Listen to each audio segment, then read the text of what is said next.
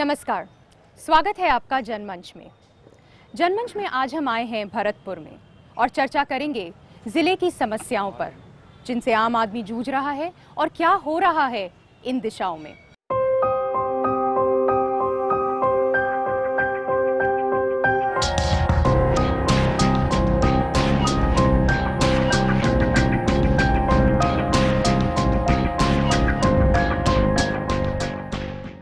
हमारे साथ मौजूद हैं आज कुछ खास मेहमान।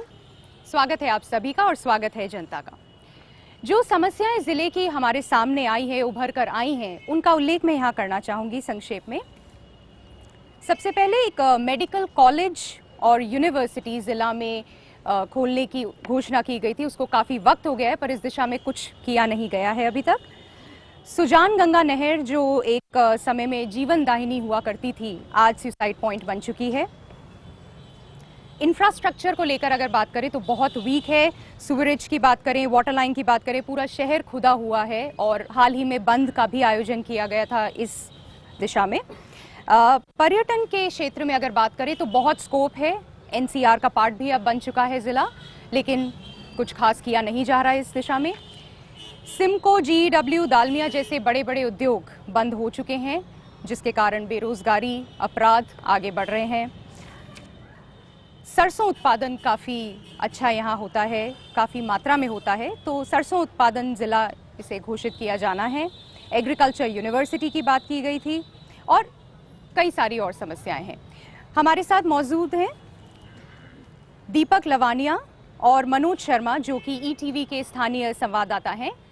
सबसे पहले हम रूबरू होंगे मनोज शर्मा जी से और जानते हैं थोड़ा डिटेल में इन समस्याओं के बारे में। जी मनोज। जहाँ तक भरतपुर की धरा की बात की जाए तो प्रदेश के लिए मुख्यमंत्री इस धरा से हुआ है और सदा ही प्रदेश में और राज्य सरकार में मंत्री के रूप में प्रतिनिधित्व भरतपुर कर रहा है। लेकिन आज़ादी के बाद यदि हम विकास की बात करें तो ऊंट के मुंह में जीरा के बराबर यहाँ पर विकास हुआ है। सभी उद्योग धंधे जो पूर्व में चलते थे अब बंद पड़े हुए हैं, जिनसे बेरोजगारी बढ़ी है। साथ ही आज से 20 या 25 साल पूर्व भरतपुर में यूनिवर्सिटी व मेडिकल कॉलेज खुल जाने चाहिए थे, लेकिन अभी तक वो फुटबॉल बने हुए हैं। अभी तक उनके खोलने के लिए कोई कार्य योजना मूर्त रूप जमीन पर नहीं ले पा रही है। जहां तक बात की जाए भरतपुर में पर्यटन के लिए काफ़ी क्षेत्र है। यहाँ से देश की राजधानी दिल्ली, प्रदेश की राजधानी जयपुर, अलवर, सवाई माधोपुर, उत्तर प्रदेश के मथुरा और आगरा, इनकी दूरी ज़्यादा नहीं है। और महत्वपूर्ण बात यह है कि यहाँ के बासिंदे बहुत पहले से ब्रज सर्किट के नाम पर एक पर्यटन विकास की बात यहाँ पर करते आए हैं। साथ ही यदि भरतपुर जिले की बात की जाए तो भारत राष्ट्र में यहाँ सरसों उत्पादन होता है, तो सरसों उत्पादन जिला घोषित करने की यहाँ पर मांग उठाई गई है। स्थानीय मुद्दों की यहाँ बात की जाए तो सीवरेज का काम, भूमिगत बिजली की केबल का काम बिल्कुल कछुआ चाल से चल रहा है, जिससे शहर की जो सड़कें हैं बिल्कुल उखड़ चुकी हैं। एक तरह से कहें कि यहाँ के जो दुकानदार हैं धूल फाँक रहे हैं, जिसको बनवाने को लेकर व्यापार महासंघ द्वारा भरतपुर के बाजार बंद कराकर विरोध भी जताया गया था, लेकिन इस दिशा में अभी तक कोई कदम नहीं उठाया गया है। धन्यवाद मनोज। विशंबर लाल जी, मैं आपसे रूबरू होना चाहूँगी सबसे पहले, और क्या कहना चाहेंगे? हमने कुछ समस्याओं पर चर्चा की, बात की, तो क्या कहना चाहेंगे आप इस विषय में? जहाँ तक भरतपुर हमारा जो जिला है वो पर्यटन की दृष्टि से क्या कि बहुत ही महत्वपूर्ण है, और ये पर्यटक की दृष्टि से क्या कि जो ट्रायंगल है उसके संबंध में भी क्या कि राजस्थान सरकार द्वारा काफ़ी प्रयास किए गए हैं। खनवा का मतलब काफ़ी विकास किया गया है। जो जहाँ स्थानीय जो या समस्याओं की बात है, आप लोगों ने सीवरेज की समस्या क्या कि उठाई। सीवरेज के काम में क्या कि मैं मानता हूँ ज़रूर जिला प्रशासन इसमें हम बराबर ध्यान दे रहे हैं। कुछ कंपनी की तरफ से क्या कि कुछ इसमें विलम्ब हुआ है, तो हम क्या कि जिला प्रशासन के द्वारा कंपनी को, हमारे जो अधिकारी हैं उनको कर इसमें काफ़ी अब प्रगति लाए हैं। जहाँ तक क्या कि सड़कों की बात है और है, वो यूआईटी के द्वारा क्या कि सड़कें बनाई जाएंगी। हमारा 80% से ज़्यादा क्या कि चंबल परियोजना का भी क्या कि काम पूरा हुआ है, और जो बची हुई जो कॉलोनियाँ हैं जो बाद में विकसित हुई हैं उनके लिए भी क्या कि राजस्थान सरकार को क्या कि इसका प्लान बनाकर क्या कि भेजा गया है। डॉक्टर अशोक, मैं आपसे बात करना चाहूँगी कि मेडिकल कॉलेज की जो एक घोषणा की गई थी कि यहाँ पर स्थापित किया जाएगा, आई थिंक काफ़ी वर्ष हो चुके हैं, क्या कहेंगे? 2008 में यहाँ घोषणा की गई थी माननीय वसुंधरा राजे जी के द्वारा, लेकिन आज 6-7 साल हो गए हैं, अभी तक ज़मीन ही चिन्हित नहीं हुई है। मेडिकल कॉलेज बनाना तो काफ़ी दूर है, और यही हाल एग्रीकल्चर यूनिवर्सिटी बनाने का है। यहाँ पर इंफ्रास्ट्रक्चर के नाम से भरतपुर एक गांव की तरह जाना जाता है, और एक जैसे गांव होता है, वो मेरे ख्याल से तो इस भरतपुर की स्थिति एक गांव से भी बदतर है। और इसकी तरफ यहाँ के प्रशासन को और जितने भी अपने पॉलिटिशियन हैं उनको ध्यान देना चाहिए। दुखद की बात यह है कि यहाँ पर जो भी नेता चुनाव लड़ता है उसका कोई एजेंडा डेवलपमेंट का होता ही नहीं है। यहाँ जो भी चुनाव लड़े जाते हैं जाति या धर्म के ऊपर लड़े जाते हैं। रही बात जो ज्वलंत समस्या जिस भरतपुर की है, 1990 के बाद भरतपुर के चारों तरफ एनीकेट या जितने भी बांध बना दिए गए, भरतपुर का पानी चारों तरफ से रोक दिया गया। सरकार से आशा है कि वो यमुना जल या कोटा से बहती हुई जो नदी है इसका पानी भरतपुर में लाएं, किसानों के लिए जितना अच्छा हो सके पानी की व्यवस्था करें। सत्येंद्र जी, आप भाजपा की सरकार है, कहीं ना कहीं भाजपा को आप रिप्रेजेंट करते हैं, तो आप क्या कहना चाहेंगे? 2003 और 2008 के बीच में वसुंधरा जी के नेतृत्व में भारतीय जनता पार्टी की सरकार बनी थी, और उस सरकार में भरतपुर को तमाम तोहफे विकास के लिए मिले थे। उस समय संभाग की घोषणा हुई, विश्वविद्यालय की बात आई, मेडिकल कॉलेज की घोषणा हुई, सैकड़ों करोड़ हमें विकास के लिए राशि मिली। अब दोबारा से सरकार अभी 2013 में भारतीय जनता पार्टी के नेतृत्व में बनी है, और उस श्रृंखला को प्रारंभ किया है। ज़मीनें चिन्हित हो रही हैं। ये कोई 1-2 दिन के और कल परसों के निर्णय नहीं है, बहुत मैच्योर परिपक्व निर्णय लिए जाने हैं। मेडिकल कॉलेज कहाँ होना चाहिए, यूनिवर्सिटी कहाँ होने चाहिए, और उनको चिन्हित किया जा रहा है। चारों तरफ जो विकास की एक निर्माण की और वो जो विकास की बात होनी चाहिए, वो सब प्रयास किए जा रहे हैं।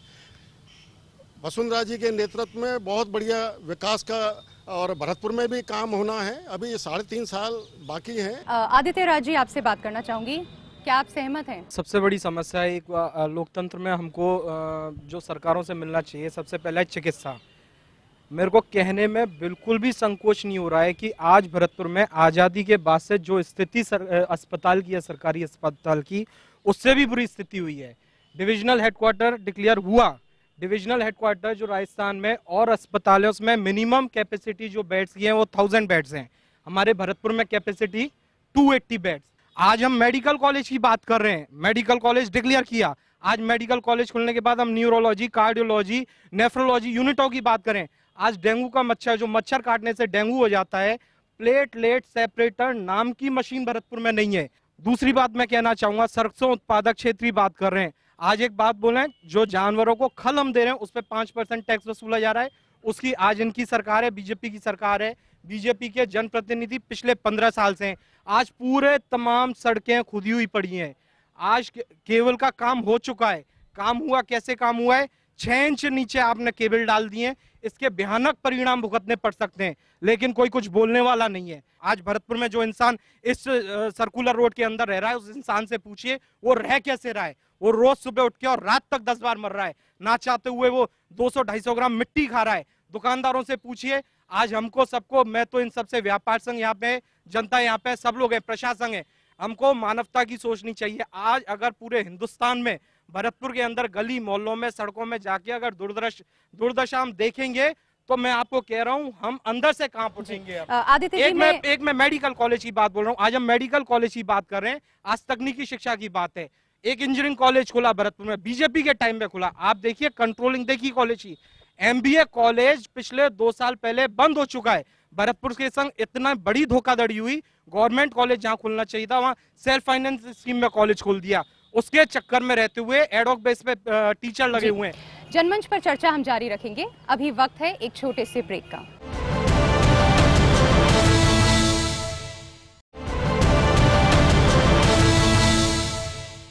ब्रेक के बाद स्वागत है आपका जनमंच में।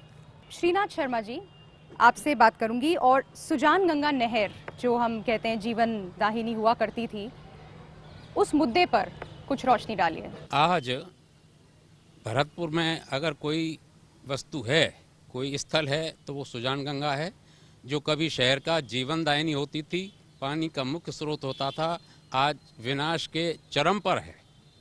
और ये विनाश शुरू हुआ 1980 से, जब इसमें शहर के नाले डाले गए, इसमें गंदगी डाली गई और ये 85 तक शहर के सीवरेज के रूप में, शहर के सॉकपिट के रूप में कन्वर्ट हो गई। इसके लिए यहाँ पर स्थानीय लोगों ने, कुछ संगठनों ने काफ़ी प्रयास किए, एजिटेशन किए, लेकिन कोई परिणति नहीं हुई। आप मुलाहिजा करें, अब आज 35 साल हो गए, कितनी सरकारें आई, बीजेपी की भी आई, कांग्रेस की भी आई, सभी सरकारें आई, किसी सरकार ने इस ओर ध्यान नहीं दिया। जब चारों तरफ से निराशा हो गए तो हमने माननीय उच्च न्यायालय में जनहित याचिका दायर की और उस जनहित याचिका के माध्यम से 2003 से और 2014 तक निरंतर आदेश जारी हुए, निरंतर गवर्नमेंट को डायरेक्शन जारी किए गए, लेकिन किसी डायरेक्शन की पालना नहीं हुई और इसमें करीब 10 करोड़ से अधिक रुपए खर्च हो गया और स्थिति बनने की जगह बिगड़ती चली गई। मैं अभी बात करना चाहूंगी राहुल प्रकाश जी से। और बेरोजगारी की अगर हम बात करें, हमने बात की बड़े बड़े उद्योग, फैक्ट्रीज हुआ करती थी, दालमिया, सिमको, GW जो बंद हो गई हैं, उनसे जुड़े छोटे मोटे उद्योग भी बंद हो गए हैं, जिसके कारण बेरोजगारी हो गई है और जिसकी वजह से अपराध भी काफ़ी बढ़ गए हैं। क्या कहेंगे आप इस बारे में? इस बात में कोई शंका नहीं है कि बेरोजगारी का नकारात्मक प्रभाव अपराध पे पड़ता है। और जब युवा शक्ति के पास करने को काम नहीं होता है तो वो लोग कुछ इस तरह के कृत्यों में लिप्त होते हैं जो कि वैध नहीं होते और उससे वो पैसा कमाना चाहते हैं। परंतु जहाँ तक भरतपुर जिले का सवाल है तो अपराध नियंत्रण के दो पक्ष होते हैं। एक होता है निरोधात्मक, प्रिवेंटिव, जिसमें कि हम अपराध होने से रोकते हैं, और दूसरा होता है डिटेक्टिव, अपराध होने के बाद उसको पता करना कि किसने अपराध किया।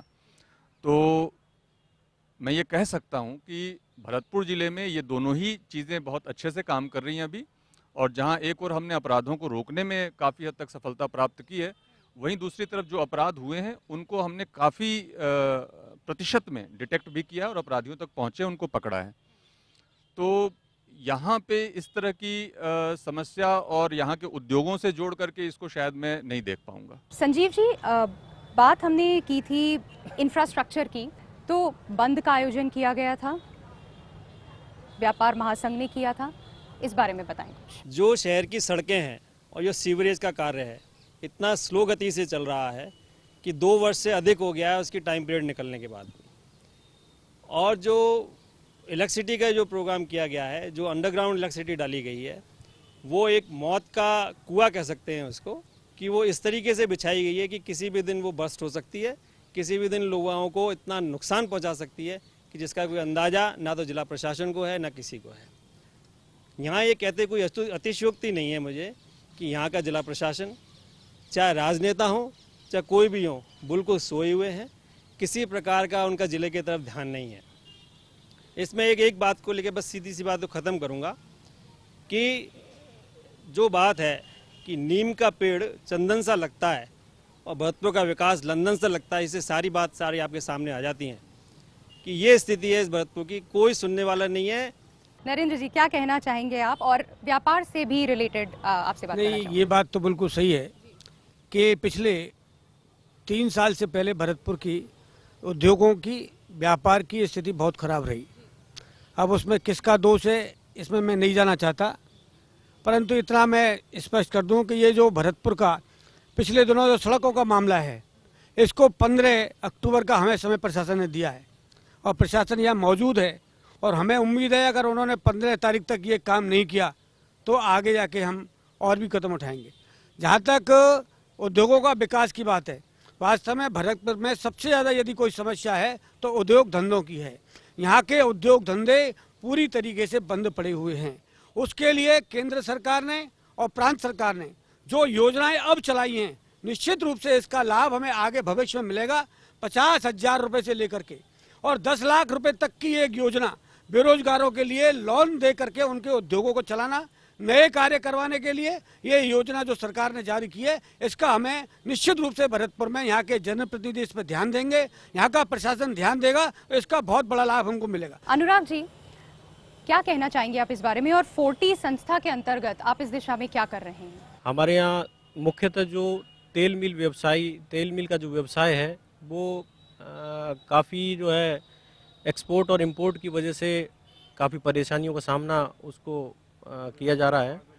और बड़ी बड़ी जो इंडस्ट्रीज हैं, सिमको जैसे डालमिया है, उनका प्रोडक्शन अपने आप में ठप है।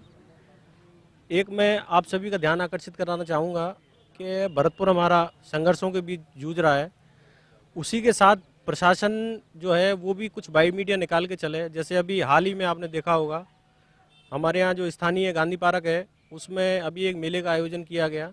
ट्रैफिक की इतनी दुर्दशा है कि एक आम आदमी इतना त्रस्त है कि आज प्रशासन अगर किसी चीज़ की परमिशन देता है तो उसकी पार्किंग की भी परमिशन और उसकी व्यवस्था करके थोड़ा सा देखें। जनमंच पर चर्चा हम जारी रखेंगे, अभी वक्त है एक छोटे से ब्रेक का।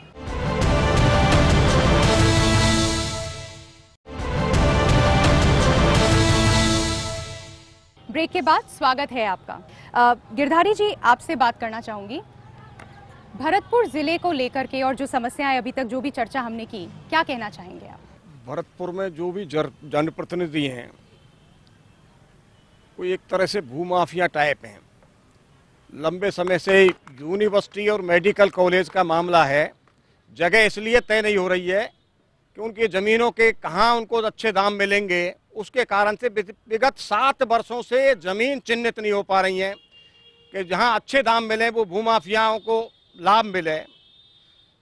भरतपुर जिले में पर्यटन की प्रबल संभावना है, ये जिला पर्यटक जिला घोषित होना चाहिए। आज धार्मिक पर्यटन की दृष्टि से हो, चाहे वो घना बर्ड सेंचुरी की दृष्टि से हो, ऐसे बहुत सारे स्थान है भरतपुर में। डीक के महल, कामा के महल, बयाना का किला, वैर का किला, रूपबास का किला, तो ये पर्यटन के मानचित्र पर अब तक हो जाना चाहिए, पर्यटन के मानचित्र पर नहीं है। इसी तरह भरतपुर की सारी नदियों का पानी लगातार भरतपुर के साथ सौतेला व्यवहार होता रहा, चाहे कांग्रेस का राज रहा हो, चाहे बीजेपी का राज रहा हो। भरतपुर की तीनों नदियों का पानी बंद कर दिया गया, आज भरतपुर रेगिस्तान होने को है। जी, आप कुछ कहना चाहेंगे? अभी वसुंधरा जी ने सरसों पर 5% से घटा के 3% वैट किया है, जिससे राजस्थान के ही सरसों तेल उद्योग को बहुत लाभ मिला है। भरतपुर के जब बंद उद्योग की बात है तो केवल अब इस समय डालमिया और GW बंद रह गए हैं, सिमको चालू है और तेल उद्योग अपनी गति से काम कर रहा है। अगर हम प्रभावित हैं तो जो सस्ते तेल का आयात कम एक्साइज ड्यूटी पर हो रहा है उससे हम प्रभावित हो रहे हैं। और अभी परेशानी अगर भरतपुर उद्योग के सामने है तो यह है कि अभी हमारे पास औद्योगिक भूमि नहीं है, जिसकी हम काफ़ी समय से मांग कर रहे हैं। रिको क्षेत्र जो डेवलप्ड हो चुका है पूरा, उसमें आज 1 इंच भूमि भी नहीं बची है। तो सबसे बड़ी मांग हमारी भरतपुर की ये रहेगी कि यहाँ औद्योगिक भूमि उपलब्ध कराई जाए। आप क्या कहेंगे?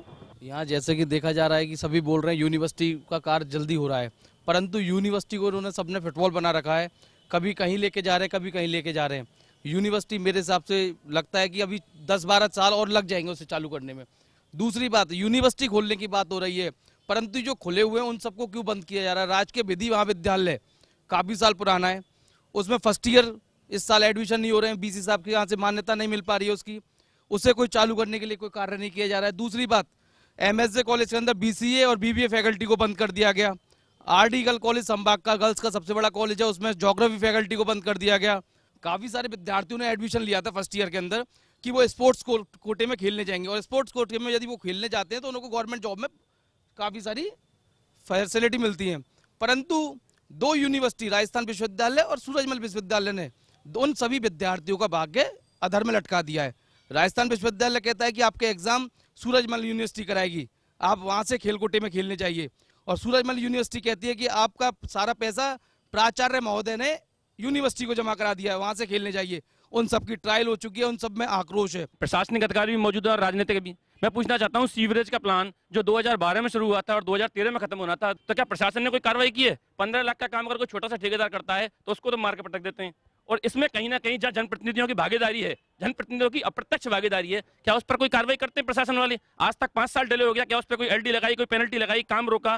तो निश्चित रूप से प्रशासन ज्यादा सोया हुआ है। जनप्रतिनिधि तो साझीदार हैं, लेकिन प्रशासन सोया हुआ है और अपनी भूमिका को संदेहास्पद कहीं ना कहीं भूमिका निभा रहा है। जनमंच पर आज हमने चर्चा की जिन समस्याओं से भरतपुर जिला जूझ रहा है, आम आदमी जूझ रहा है, और इस कार्यक्रम के माध्यम से हम ये समस्याएं सरकार तक पहुंचाना चाहते हैं और यही कोशिश है कि इन पर कुछ कार्य किया जाए। आज के लिए इतना ही, नमस्कार।